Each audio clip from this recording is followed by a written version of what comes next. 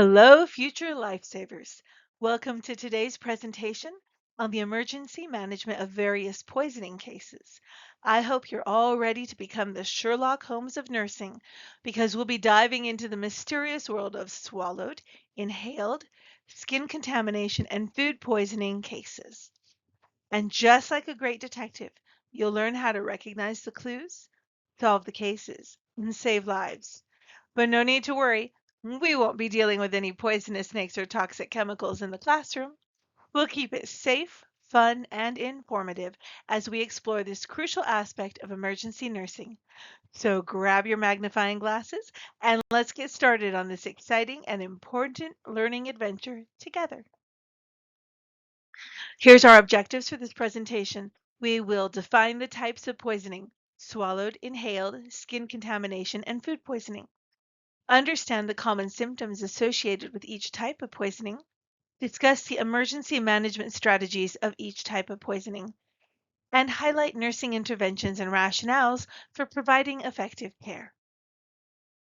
All right, detectives, let's start by understanding the different types of poisoning cases we might encounter in the emergency department.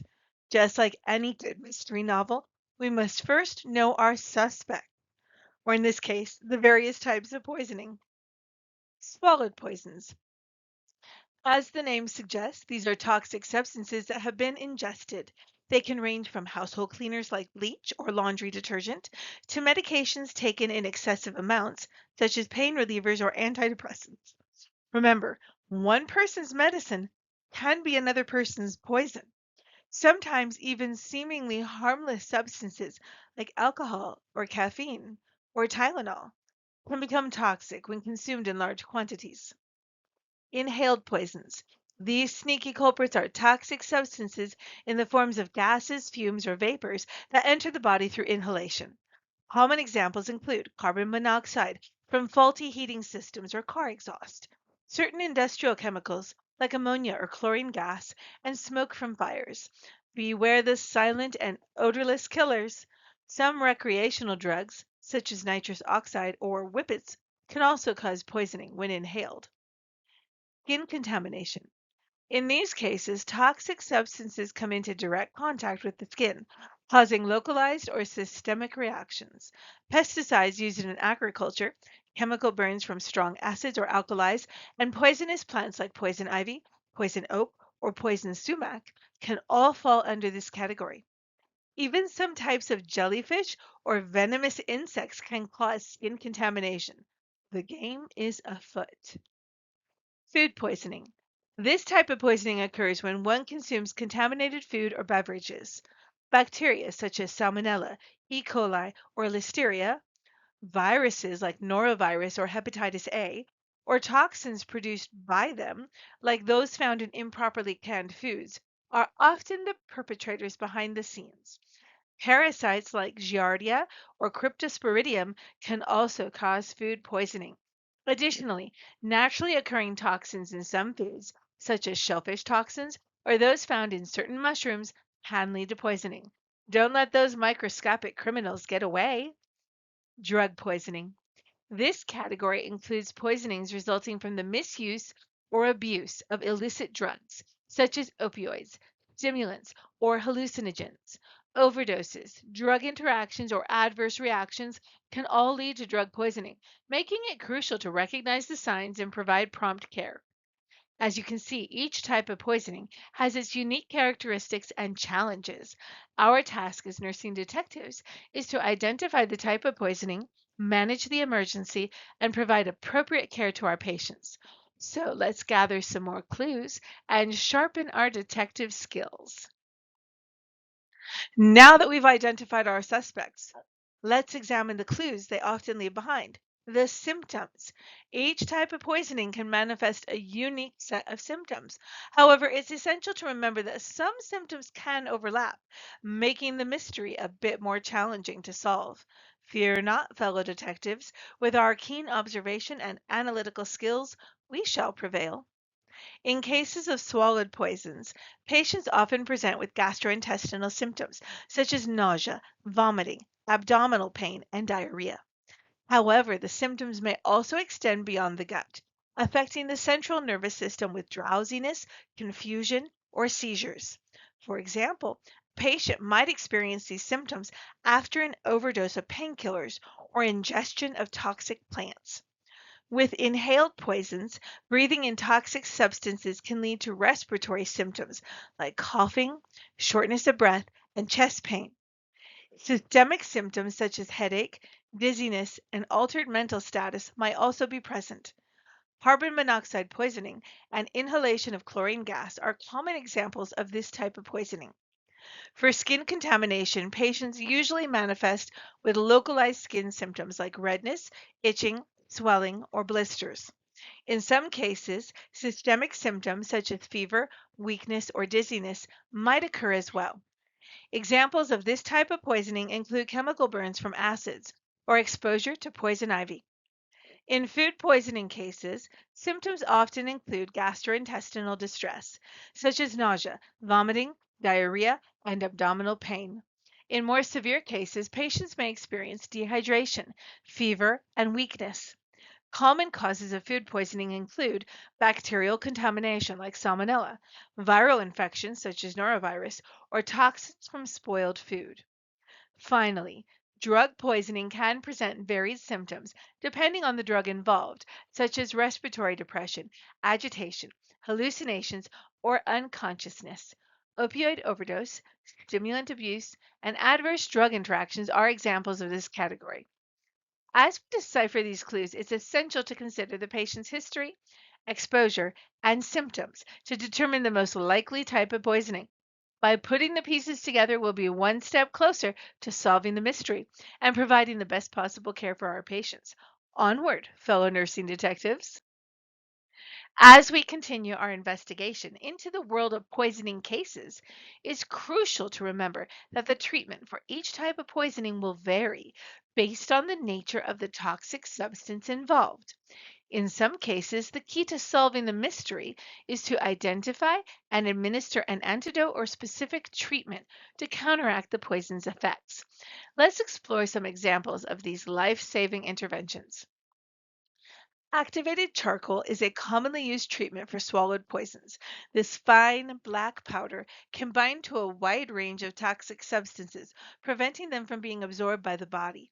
In many cases, administering activated charcoal can significantly reduce the severity of poisoning and improve the patient's outcome. However, it's crucial to remember that not all swallowed poisons can be treated with activated charcoal. For example, it's not effective for heavy metals, alcohols, or strong acids and alkalis. Naloxone is a well-known antidote for opioid poisoning.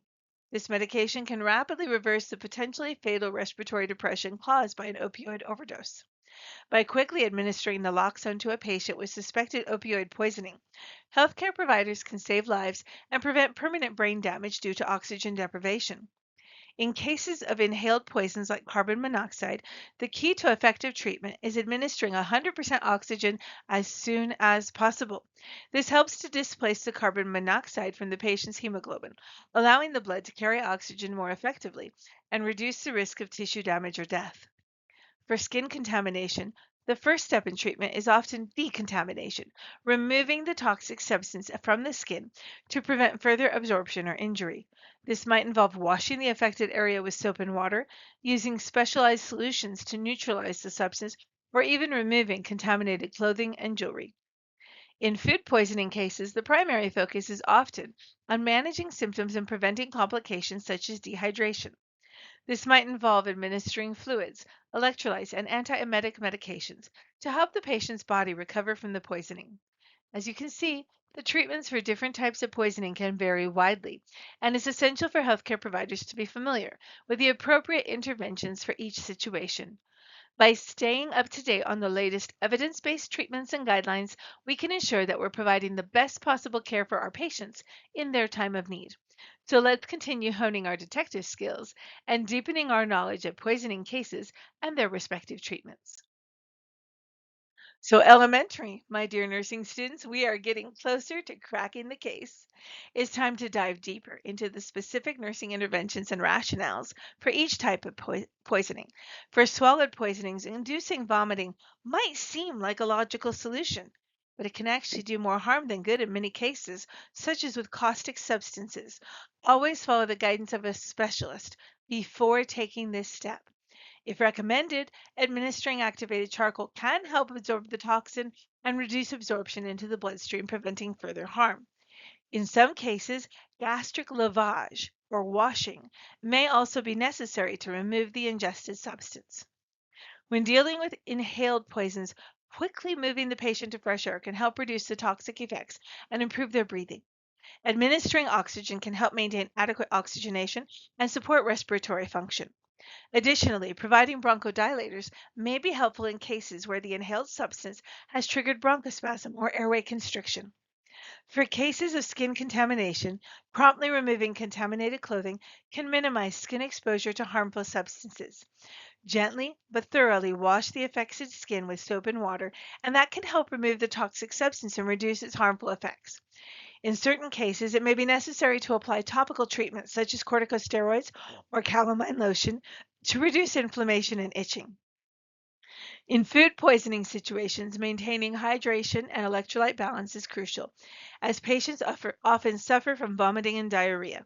Administering antiemetics and antidiarrheals, if indicated, can help alleviate symptoms and prevent complications.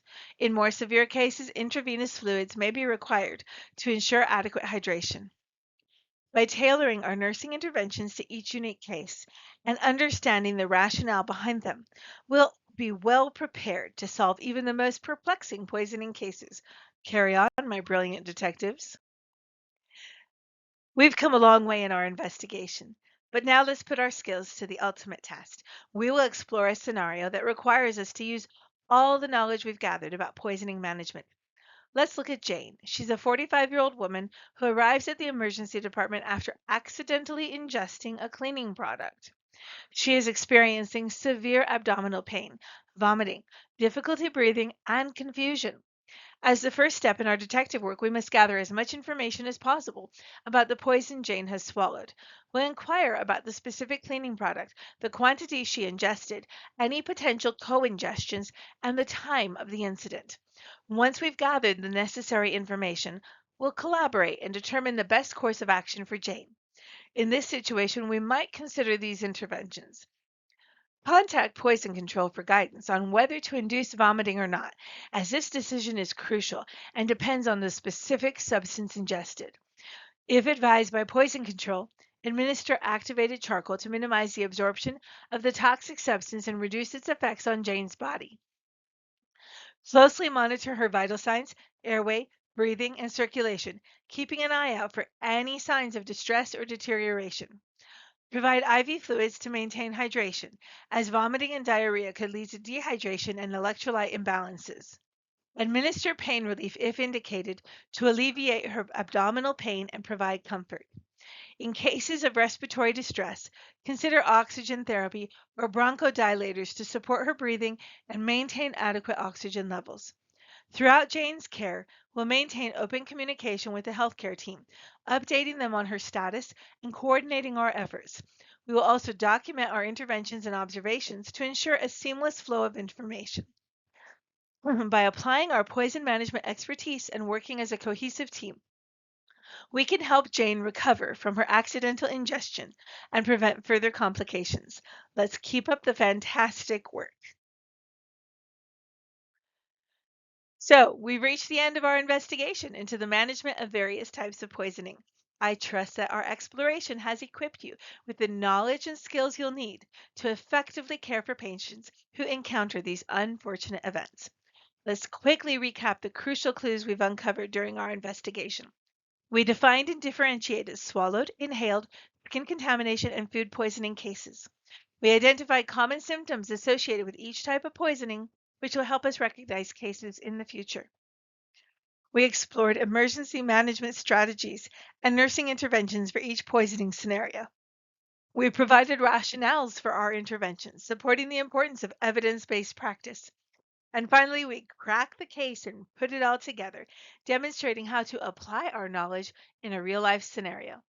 As you continue your journey in nursing, remember, channel your inner Sherlock Holmes when faced with cases of poisoning. By maintaining a keen sense of observation, Applying evidence-based practices and collaborating with the healthcare team, you'll be well equipped to tackle any poisoning case that comes your way. Keep up the great work, my fellow nursing detectives.